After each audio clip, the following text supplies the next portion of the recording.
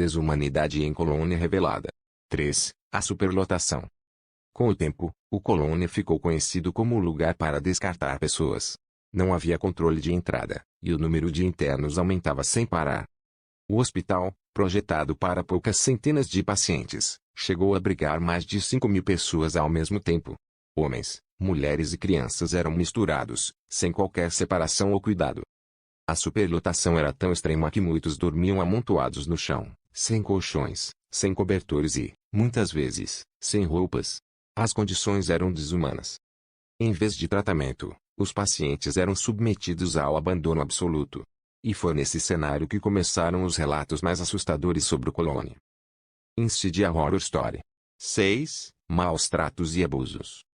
Dentro do Colônia, os internos eram submetidos a tratamentos cruéis e abusivos. Choques elétricos, choques frios, isolamento em celas escuras e humilhações eram comuns. As mulheres sofriam de maneira ainda mais cruel, muitas eram vítimas de abuso sexual por funcionários. Os registros mostram que médicos e enfermeiros viam os pacientes como objetos ou números, e não como seres humanos. A alimentação era insuficiente e de má qualidade, levando muitos a morrer de fome ou desnutrição. Doenças como tuberculose e varíola se espalhavam rapidamente devido à superlotação e à falta de higiene. A vida ali dentro era marcada pelo medo constante, e qualquer tentativa de fuga ou reclamação era severamente punida. 7. O silêncio das autoridades.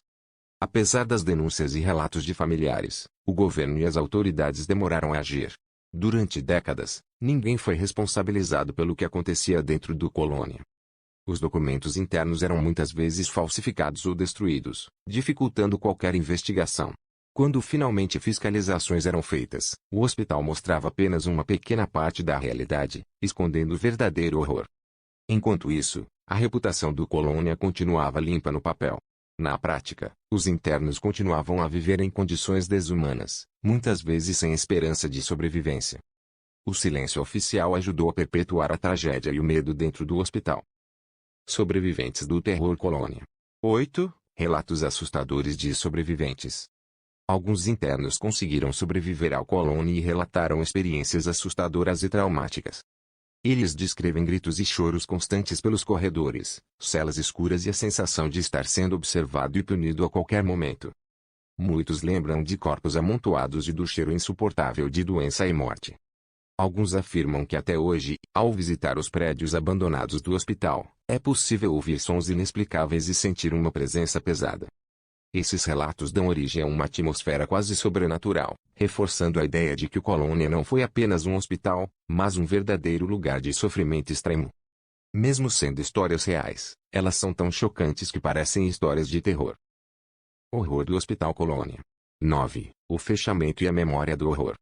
Foi apenas em 1980 que o Hospital Colônia de Barbacena começou a ser desativado. As denúncias, a pressão da imprensa e os relatos de sobreviventes finalmente chamaram a atenção das autoridades. Mesmo após o fechamento, o trauma das vítimas e das famílias permanece.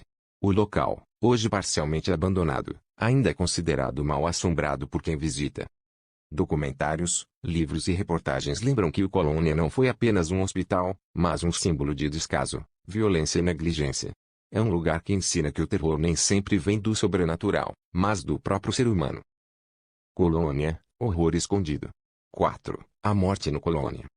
A superlotação e a falta de cuidados transformaram o hospital em um verdadeiro campo de extermínio.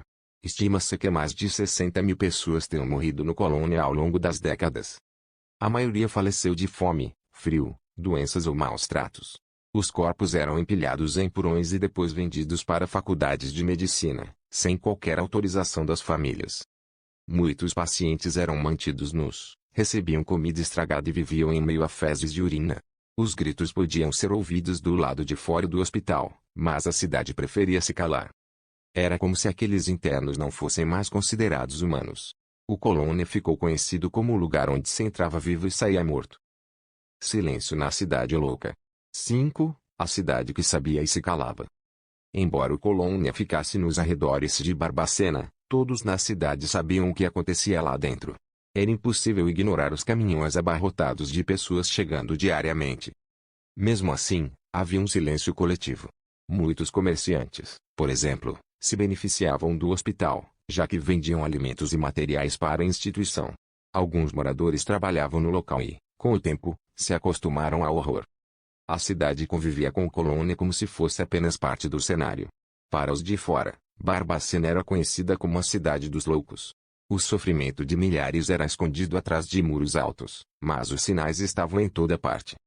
Era como se a população tivesse aprendido a não enxergar.